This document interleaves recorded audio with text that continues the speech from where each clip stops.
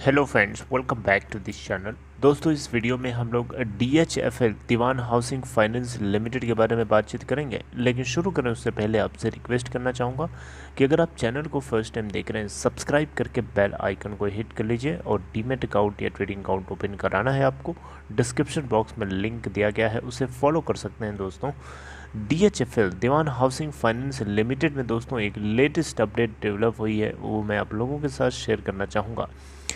देखिए दोस्तों, यहाँ खबर कुछ ऐसी है कि दीवान हाउसिंग फाइनेंस लिमिटेड के जो लेंडर्स हैं, जो क्रेडिटर्स हैं, फाइनेंशियल क्रेडिटर्स हैं इस कंपनी के, उन सभी के सभी को पिरामिल ग्रुप की तरफ से इसी हफ्ते के अंदर अंदर पेमेंट मिलने की बात वायरल हो रही है।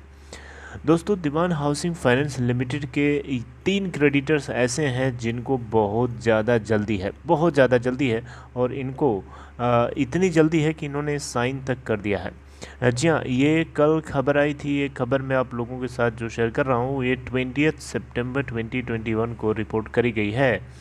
और अगर आप देखें तो ये 3 बैंक्स के नाम हैं, SBI यानी स्टेट बैंक ऑफ इंडिया, और एक और है जिसका नाम है यूनियन बैंक ऑफ इंडिया, और तीसरा है कैटलिस्ट ट्रस्टशिप। इन तीनों ने यहाँ पे अगर हम देखें तो लेटेस्ट जो डेवलपमेंट निकल के आ रहा है, इसमें इन तीनों ने जो पूरे प्लान को एग्जीक्यूट कराने के फेवर में है, और इन तीनों ने साइन तक कर दिया है। राइट। तो दोस्तों, अगर हम देखें तो ये 3 वर्किंग डेज के अंदर अंदर ये पेमेंट होनी है। और ये जो पेमेंट होगी दोस्तों, ये बैंक्स के सितंबर क्वार्टर में जो है रिफ्लेक्ट होगी। राइट। तो बैंकों के लिए देखिए बात तो अच्छी, उनके लिए अच्छी है। देखिए, उन्होंने अपने DHFL से जुड़े हुए जितना डेट था उसको राइट ऑफ कर दिया था। अब ये अमाउंट जो है उनके अर्निंग्स में रिफ्लेक्ट किया जाएगा Q2 के अंदर। लेकिन यहाँ पे फाइनेंशियल क्रेडिटर्स जिनको अगर नाम है, जिनके trustee of DHFL bonds, catalyst ट्रस्टशिप and IDBI ट्रस्टशिप limited, ये तीनों के तीनों जो हैं कल के दिन के शाम को ये डॉक्यूमेंट्स में साइनिंग कर दिए थे कि इनको पेमेंट मिलनी है। अब जिनको जिनको पेमेंट मिलेगी वो साइन करते जाएंगे। तो ये 3 ऐसे हैं जिन्होंने 20 सितंबर की इवनिंग को साइन कर दिया था। और ये जो 3 मैंने अभी नाम लिए, SBI, union bank of India और कैटलिस्ट ट्रस्टशिप, ये तीनों मिला करके 58% का शेयर, 58% का वोटिंग शेयर है इनका। लेकिन यहाँ पे आपको बताना चाहूँगा, इस पूरे प्लान को, रेजोल्यूशन प्लान को एग्जीक्यूट होने के लिए 90, पूरी तरीके से फुली इम्प्लीमेंट करने के लिए 90% जो है फाइनेंशियल क्रेडिटर्स का साइन होना बहुत ज़रूरी है इस एग्जीक्यूशन डॉक्यूमेंट्स के ऊपर। सिर्फ 58% से नहीं होता। यहाँ पे 3 है, SBI, union bank of India और इस कैटलिस्ट ट्रस्टशिप, ये तीनों मिला करके 58% का वोट शेयर बनाते हैं। लेकिन इतने से नहीं होगा, 90% वोटिंग शेयर चाहिए और इस डॉक्यूमेंट्स के ऊपर साइन करने के लिए। लेकिन दोस्तों, आपको बताना चाहूँगा, ये जो कुछ भी हो रहा है अपना उल्लू सीधा करने के बराबर है। ये 3 जो जिनको जल्दी है, ये 3 अपना देख रहे हैं, बाकी से नहीं मतलब है इनको। मेरी बात समझ रहे हैं? तो ये गलत है, बिल्कुल ही गलत है। 58% voting share is not sufficient, ये बात तो आपको अच्छे से पता है। यहाँ पे और भी बैंक्स हैं, जैसे कि कनारा बैंक है, बैंक ऑफ इंडिया है और बैंक ऑफ बड़ौदा है।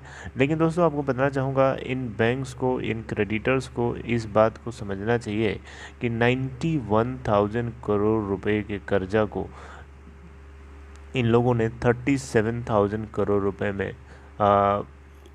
लेने के लिए तैयार हो गए। बहुत ही दुख की बात है कि बाकी जो डिफरेंस अमाउंट है, इस अमाउंट को ये जो है इग्नोर कर रहे हैं, इस अमाउंट को ध्यान नहीं दे रहे हैं। अरे, कोई जब देने के लिए तैयार है पूरा का पूरा अमाउंट, तो आप उसकी बात को सुनिए, समझिए ना। लेकिन दोस्तों, वही है ना, कानून जब तक अपना डंडा नहीं चलाएगा तब तक ये लोग नहीं समझने वाले हैं। और सबसे मुझे इस बात का दुख है कि पिरामिल ग्रुप ने, पिरामिल कैपिटल लिमिटेड ने, पिरामिल जो भी